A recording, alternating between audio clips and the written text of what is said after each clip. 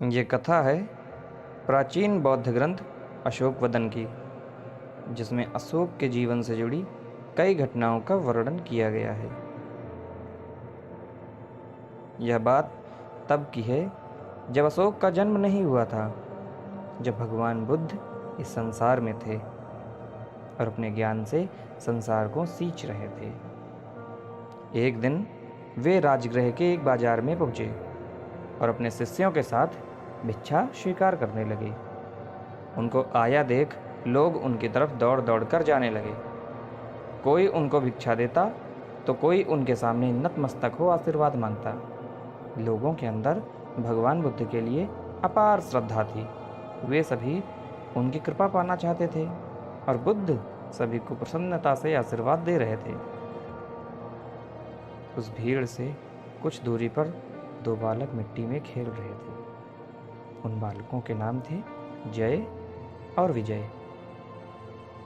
जब उन दोनों बालकों ने भीड़ को देखा तो उनमें से जो जय था उसने विजय से पूछा, विजय, यह कौन है जिसके लिए इतनी भीड़ लगी हुई है?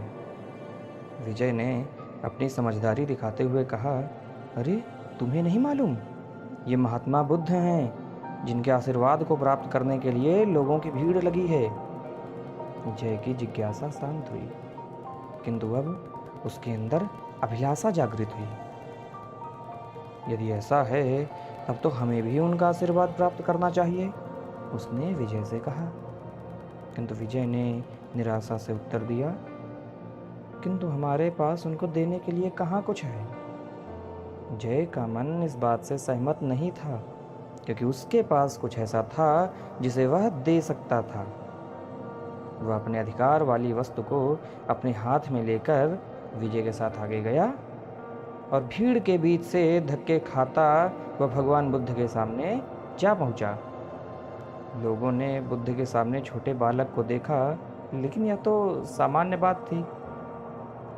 किंतु जब उस बालक ने दान में लाई हुई अपनी वस्तु को बुद्ध के पात्र में डाला तो सबकी आंखें आश्चर्य और भय से फट गईं।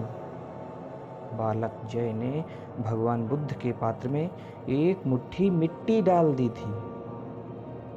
जिस भगवान को लोग अपना सर्वस्व अर्पण कर रहे थे, जो इस संसार का सर्वे सर्वा है, तारनहार है, जो सबके दुख दूर कर रहा है, उसे एक छोटे बालक ने मिट्टी दी। लोग सन्न थे। बाजार में सन्नाटा छा गया।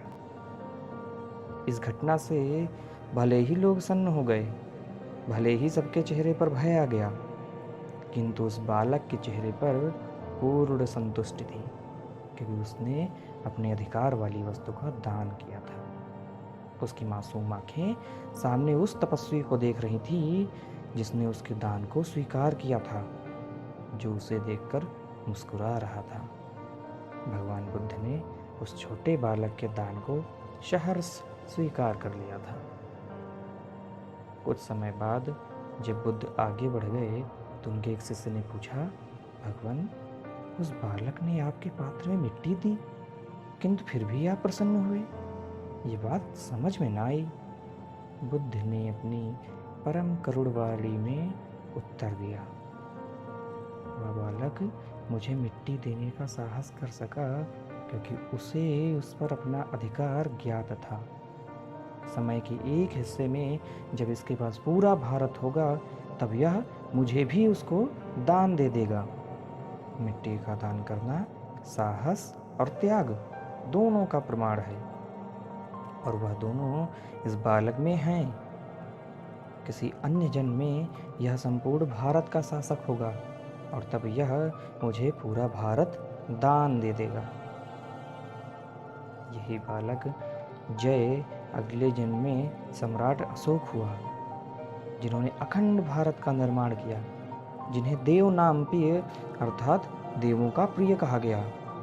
जब अशोक ने पूरे भारत को जीत लिया, उसके बाद उन्होंने बौद्ध धर्म का बहुत अधिक प्रचार किया और भगवान बुद्ध की भविष्यवाणी को सत्य किया। भारत के स्वर्णिम इतिहास के निर्माता अशोक के पूर्व जन्म की कहानी आपको कैसी लगी, हमें कमेंट में ज़रूर बताएं।